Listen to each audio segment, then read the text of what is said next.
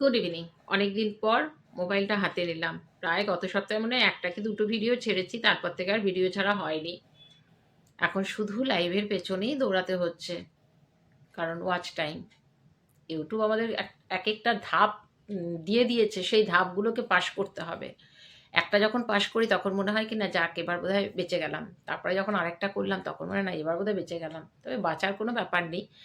তোমাকে কাজ যখন তুমি নিয়েছো তোমাকে প্রতিনিয়ত কাজ করতে হবে। এটা এখন মাঝে মধ্যে মনেই হয় যে আজকে অফিসে গেলাম টাকা পাবো, কাল অফিসে যাবো না টাকা পাবো না, তা তো হয় না।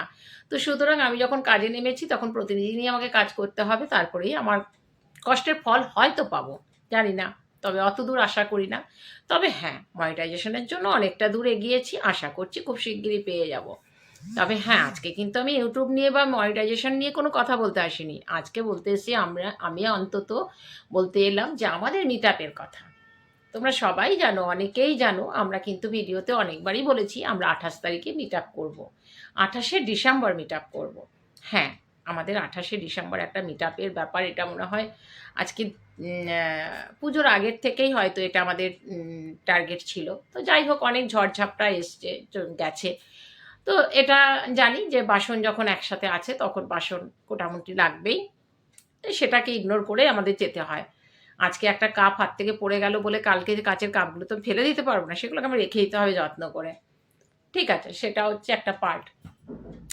আমাদের দেখা করার মেইন ইচ্ছেটা ছিল আমাদের গ্রুপের মধ্যে সোনামা। ওকে অনেকেই চেনো, অনেকে আরও চিনবে। অদূর ভবিষ্যতে ওকেও অনেক, অনেক লোক মানুষ চিনুক সেটাই আমি চাই। শুধু ওকে বলে নয়। আমার আমাদের যে একটা গ্রুপ তৈরি হয়েছে সেই গ্রুপের প্রত্যেকটা মানুষ যেন দাঁড়াতে পারে। হ্যাঁ, হয়তো আমি মনিটাইজেশন এর খুব কাছাকাছি এসছি বলে আমি ভাবছি। কিন্তু না, আমার সবসময় ইচ্ছে ওরাও আমার সাথে, সাথে ওরাও এগোক। নিশ্চয়ই তাদেরকে যতটুকুনি পারি আমি সময় দিই, যতটা পারি তাদেরকে বলি। হ্যাঁ, এই সোনামা আসার জন্যই কিন্তু আমাদের মিটআপটা অনেক আগে থেকেই তৈরি ছিল যে আমরা যাবো দেখা করতে। কারণ ওর ছিল এবছর চলে আসলে ও আর অন্ধ্রপ্রদেশে যাবে না। ও এখানেই থাকবে বাপের বাড়ি বা শ্বশুর বাড়ি যেখানেই হোক। কিন্তু কোনো কারণবশত ওর হাসব্যান্ডকে আবার চলে যেতে হলো ওখানে। তো যার জন্য ওকেও চলে যেতে হলো। ১ টা বছরের জন্য হয়তো গেছে। নেক্সট বছর আবার হয়তো পুজোর আগেই ফিরে আসবে। আর ১ বছরের অপেক্ষা না, তার আগেই হয়তো আমাদের মিটআপ হবে। আচ্ছা তোমরা বলো তো মিটআপটা কি মুখোমুখি সামনাসামনি দেখা করলেই কি মিটআপ হয়? তাছাড়া কি মিটআপ হয় না? কে জানে ভাই? এটা কিন্তু আমি মানলাম না। আমি কিন্তু জানি মিটআপ মনের ইচ্ছে। আমার মনের মধ্যে যদি ইচ্ছে থাকে যে আমি ওর সাথে দেখা করব, ওর সাথে কথা বলব, সেটা দেখা করার দরকার নেই। আমি কথা বলার মধ্যেও কিন্তু মিটআপ হয়ে যায়। আর প্রতিনিয়ত আমাদের কিন্তু মিটআপ হচ্ছে। আমরা এই যে প্রত্যেকটা মানুষের লাইভে যাচ্ছি, লাইভ করছি, আমার লাইভে লোকে আসছে। এই যে আমরা লাইভে যাচ্ছি ১ টা ঘন্টা আমরা কি করে পার করে দিই আনন্দ করতে, করতে, মজা করতে, করতে আমরা নিজেরাও বুঝতে পারি না। হ্যাঁ, সামনাসামনি আসলে পরে একটুখানি জড়িয়ে ধরা, তার স্পর্শ পাওয়া সেটা নিশ্চয়ই হতো। কিন্তু সেখান থেকে আমরা হয়তো একটু পিছিয়ে পড়লাম। কিন্তু পিছিয়ে পড়লাম তা বলে এটা নয় যে আমরা আর দেখা হবে না। নিশ্চয়ই ১ টা বছরের আশা। ১ টা বছরের আগেই হয়তো আমাদের দেখা হবে। আশা করছি দেখা হবে। তো কারণ সোনামাকে যেতেই হতো। কারণ তার হাসব্যান্ডের চাকরি সূত্রে ওখানে তারা। তো সুতরাং তার চাকরি সূত্র তাকে তো যেতেই হবে। তো আমাদের না মিটআপ বলতে আমরা খালি এটা ভাবি না যে আমরা দেখা করব তারপরে মিটআপ হবে। মিটআপ আমাদের প্রতিনিয়তই লাইভের মধ্যে হচ্ছে, তাছাড়া আমাদের ভিডিও কলে হচ্ছে, কথা বলাতে হচ্ছে সবেতেই। মনের মিল, আমার কথা হচ্ছে মনের মিল যেখানে থাকে সেখানে মিটআপ সবসময় মিটআপ থাকে। আজকে আমার সাথে মনের মিল আছে বলে আমি সবার সাথে কথা বলছি, সবার সাথে উম অ্যা দেখা করছি বলতে আমরা লাইভের কথা বলছি, লাইভে গেলেই আমাদের দেখা হয়। আনন্দ ফুর্তির মধ্যে দিয়েই কিন্তু আমরা চলছি। দেখা যাক কি হয়। তবে এই মিটআপের মাঝখানেও কিন্তু হ্যাঁ, আজকে আমার জন্মদিন। আমি অবশ্য কোনো কিছুই পোস্ট করিনি। কিন্তু এই যে সোনামা, তার ভিডিও অনেকে দেখে নিয়েছো। এত সুন্দর একটা ভিডিও তৈরি করেছে। সত্যি আজকে আমি যখন ভিডিওটা চালিয়েছি আমি তখন সত্যি কেঁদেও ফেলেছি ভিডিওটা দেখে। ও যেদিন চলে গেছিল না সেদিন আমি কিন্তু খুব কেঁদেছিলাম। কারণ ওর সাথে বন্ডিংটা না খুব ভালো হয়ে গেছে। শুধু আমি কেঁদেছিলাম হয়তো আর কারো কান্নাটা আমি দেখতে পাইনি। কিন্তু আমি রীতিমতন কেঁদে ফেলেছি। হ্যাঁ, ও যেখানে, যেখানে গেছে ভিডিও কল করেছে, ভিডিও কল করে দেখিয়েছে আমি এখানে, এখানে পৌঁছেছি। এই ভালো লাগাটা কি করে হয়ে গেছে আমরা জানি না। ইউটিউবের মাঝখানে আসার পর যে এরকম কোনো মানুষ আপন হতে পারে, হ্যাঁ, বড় বড় ব্লগারদের দেখি সাবস্ক্রাইবারদের সাথেও অনেক মিল, কিন্তু হ্যাঁ এটাও হয়, সেটাও আমরা প্রমাণ পেলাম। তো এটাই হচ্ছে আমাদের আজকে মিট আপ। আমরা মুখোমুখি সামনাসামনি দেখা করতে পারলাম না, খুব শিগগিরই দেখা করব। তবে হ্যাঁ, সোনা মায়ের ভিডিও যারা দেখেছো, যারা দেখোনি তারা কিন্তু আমার ভিডিওর মাধ্যমে তার ভিডিওটাও একবার দেখে নিও। আর তার সাথে দেখো আমাদের একটা গ্রুপের মধ্যে কতজন মানুষ আছে, প্রত্যেকটা মানুষের সাথে আমাদের প্রচণ্ড বন্ডিং, সেটাও আমি এই ভিডিওর মাধ্যমেই ছেড়ে দিচ্ছি। আমি জানি না, খুব ইচ্ছে ছিল একটা গান দিয়েই পোস্ট করার, কিন্তু আমি জানি ভিডিওতে গান দিলেই আমার কপিরাইট চলে আসবে, সেই জন্য সেই জায়গাটাকে আমি ফাঁকাই রাখলাম। তবে হ্যাঁ, নেক্সট একটা শর্টস নিয়ে আসবো, এটা হয়তো বড় ভিডিওতেই যাবে, কারণ কার কথা বলবো না। আমাদের গ্রুপে রয়েছে শুভ্রা, আমাদের গ্রুপে রয়েছে রিনা, আমাদের গ্রুপে রয়েছে রুমা, চন্দ্রানী, আর রয়েছে সোনামা। সবার কথাই, কার কথা বাদ দেবো আর কার কথা বলবো। তার সাথে কিন্তু আরও দুজন রয়েছে, সেই দুজনকেও ভুললে চলবে না কিন্তু। একটা হচ্ছে সারিকা সিনহা, আর একটা হচ্ছে মুডি রত্না। যে মানে এদের দুজনের পরিচয় একটু আলাদা। তারা কিন্তু আমার শুধু সাবস্ক্রাইবার নয়, তারা আমার বোন, তারা দুজনও রয়েছে।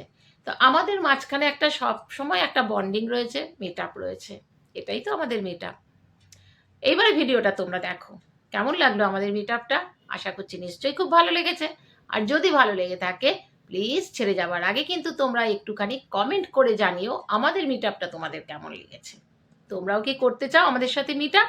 আমাদের সাথে আস্তে আস্তে যোগাযোগ করো, আমাদের সাথে আমাদের ভিডিওতে আসো, আমাদেরকে বন্ধু বানাও, আমরাও তোমাদের বন্ধু বানাবো।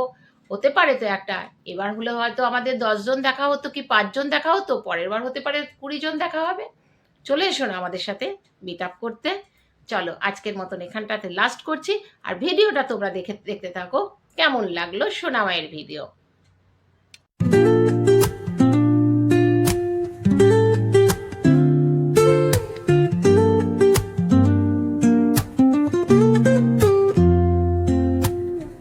Woke up late, missed the morning glaze, but the sunlight hits in so many ways. Grab my বলুন তো আজ আমার বার্থডে, গান করতে রুমাকে। Happy birthday to you, happy birthday to you, happy birthday to dear my sister, happy birthday to you, happy birthday Manjura দিদি ভাই, happy birthday to you.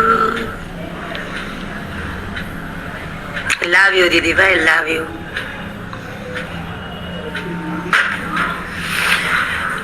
শুভ জন্মদিন। আজকে হচ্ছে আমার প্রিয় দিদি ভাইয়ের জন্মদিন।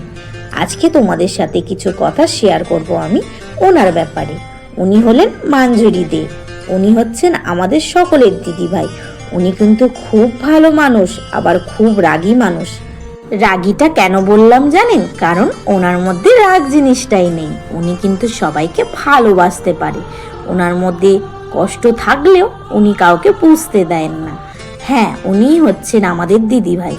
সত্যি মনের মতো করে একটা দিদি ভাই পেয়েছি, যার সাথে সুখ দুঃখ আনন্দ সব কিছু শেয়ার করতে পারি। আমাদের কিন্তু সবাইকে উনি অনেক ভালোবাসেন। বিশ্বাস করবেন না, নিজের দিদি হলেও হয়তো এতটা ভালোবাসতেন না।